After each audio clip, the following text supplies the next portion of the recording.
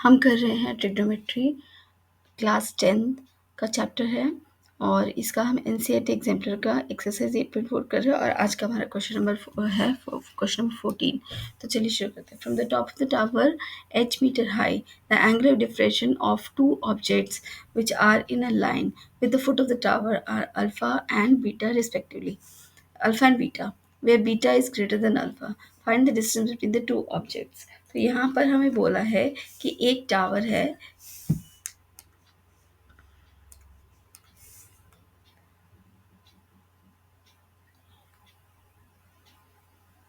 तो यहाँ पर हमें बोला है कि ये एक टावर है, ठीक है, और ये एक प्लेन है। यहाँ पर दो पॉइंट्स है, इन दो पॉइंट से यहाँ पर सपोज करो एक ये पॉइंट है जहाँ पर एंगल ऑफ डिप्रेशन जो पड़ रहा है, मतलब कोई इधर खड़ा है, इस पॉइंट पर खड़ा है और यहाँ से नीचे की तरफ देख रहा है।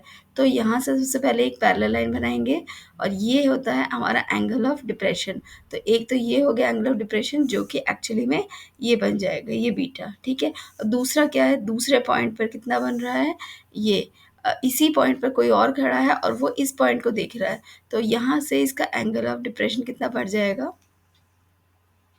सपोज करो ये point, this is A B C and D, ठीक है। तो यहाँ पर जो एंगल ऑफ डिप्रेशन होगा वो होगा ये वाला अल्फा। तो हमें ये पैरेलल लाइन बनाकर दिखानी ज़रूरी होती है क्योंकि हमें ये दिखाना है ये एंगल ऑफ डिप्रेशन है, ठीक है। तो ओके, तो उस अल्टीमेटली तो वैसे ये एंगल ऑफ एलिवेशन पे ही आ जाएगा, बट फिर भी हमें ये बताना होता है। और हमें दिया हुआ beta is greater than alpha, तो यानी कि बीटा जो टावर के पास खड़ा है इसीलिए उसका एंगल ज़्यादा है।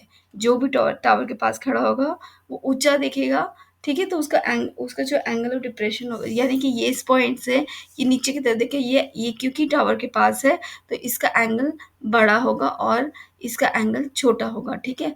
ये आप खुद ही एक बार प्रैक्टिस करके देख सकते हैं। कोई भी चीज़ को आप ऊपर से देख रहे हैं तो पास से देखेंगे तो एंगल आपका ज़्यादा होगा, दूर देखेंगे तो एंगल आपका छोटा बन जाएगा। तो इसीलिए beta is greater than alpha, इसीलिए यहाँ पर ये आया, ठीक है। तो अब हम शुरू करते हैं।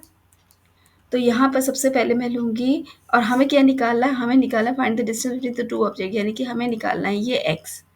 तो मान लो कि ये आपका y है, ठीक है, और ये टावर की हाइट हमें दी हुई है h, ठीक है। तो सबसे पहले मैं लूँगी ट्राइंगल बी सी डी। तो यहाँ पर हो जाएगा tan बीटा जो है that will be equal to D C upon B C. तो what is D C, it is h upon y, ठीक है। तो ये हो जाएगा आपका y, क्या लिख सकते हैं हम इसको, h अपॉन tan बीटा। तो ये हमारा एक पॉइंट हो गया, ठीक है। तो इसको हम नोट कर लेते हैं, इसको हम नंबर 1 लिख लेते हैं। उसी तरह से हम लेंगे ट्राइंगल ए डी सी, ठीक है। तो बड़ा ट्राइंगल जो है, तो यहाँ पर हम लेते हैं tan alpha and this is equal to D C upon A C. तो डी सी कितना है, ये है आपका h और ये हो जाएगा x प्लस वाई, ठीक है। तो यहाँ से हम इसको क्या कर सकते हैं, तो ये एक्चुअली ये बन रहा है tan alpha is equal to h upon X plus Y.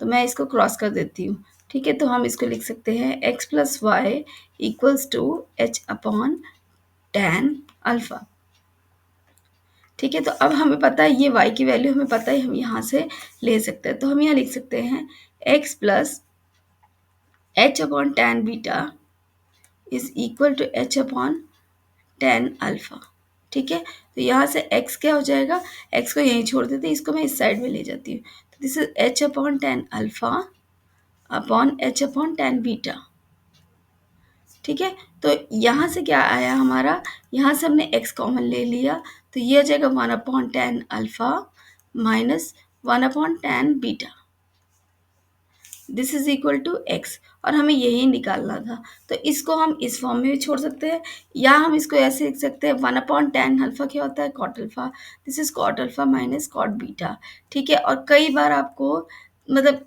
ये इसके लिए तो ये आपका आंसर ये हो गया, ठीक है। कई बार आपको आंसर कंफ्यूज करने के लिए कुछ और दिया होगा, तो वो कैसे आएगा, क्या करेंगे हम इसका एलसीएम, ये जो पार्ट है इसका जिसको मैंने टिक किया उसका हम एलसीएम ले लेंगे। तो क्या आ जाएगा h अपॉन ये 1 upon tan alpha minus 1 upon tan beta. तो ये कुछ इस तरह से लिखा हुआ आएगा। अब मैं इसको एलसीएम ले लेती हूँ, tan beta minus tan alpha upon tan alpha tan beta, this whole multiplied with H is equal to X. तो कई बार आपको प्रूफ करने आ सकता है कि x इक्वल्स टू दिस, तो ऐसे भी आ सकता है।